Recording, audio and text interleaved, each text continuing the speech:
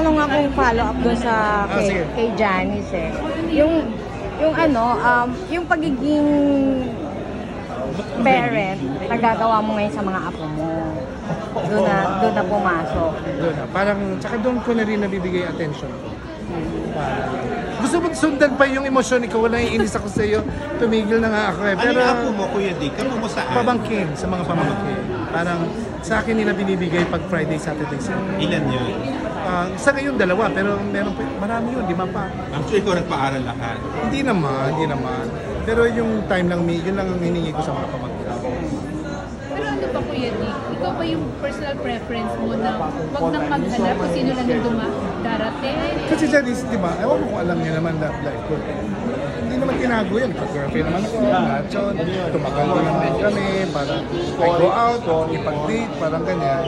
Pero dumating sa point na parang hindi tama lang. Parang, so, tapos nawalan pa ako ng nanay na buhay ko. Alam mo yun?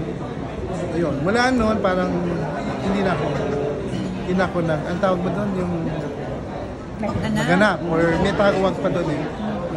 Okay na ako, kung meron, kung wala. Parang gano'n.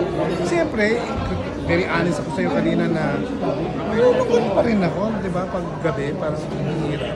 Tapos, yalo na, pag may lagnat ka, pag ano, naisip ko yung nanay ko. So, yun, parang walang nakakaalaman lang.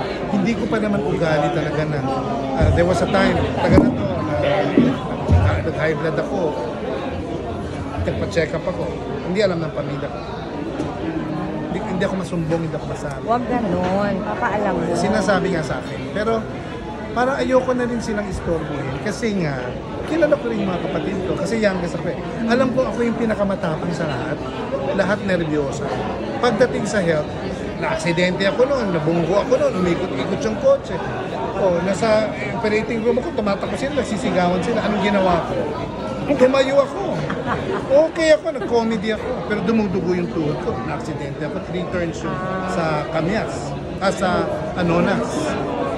May ugali akong ganun. Na ayoko na silang maghirap pa o matakot pa.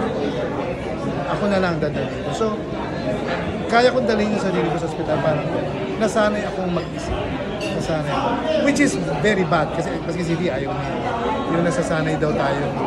Kasi pag nasanay ka na mag-isa, parang lahat na lang, kayanin mo. So, kaya lang, parang yun ang kailangan kong gawin. Kasi aminin ko talagang, buhay ko talaga si Banga. Nung nawala, parang hindi ko nga alam. Akala ko hindi na ako wala na akong gana sa movies na nung after dead na si Lolo. Eh, di ba big hit yun? Nadala pa ako sa Amerika ng producer. Dahil ano kami, nominated kami sa wala, nung pag-uwi ko, namatay, wala nang yun. Parang nawalan Buti naman, medyo, Nung buti nga na-revive ako, parang, pero matagal, 2009 yun ha, 2009 yun. Parang, sige lang, tapos, sige, laban. Pero, hinahanap ko talaga yung nanay ko. Parang, ang hirap talaga. pareho kayo ni Maricel. Malapit kami ni Maricel.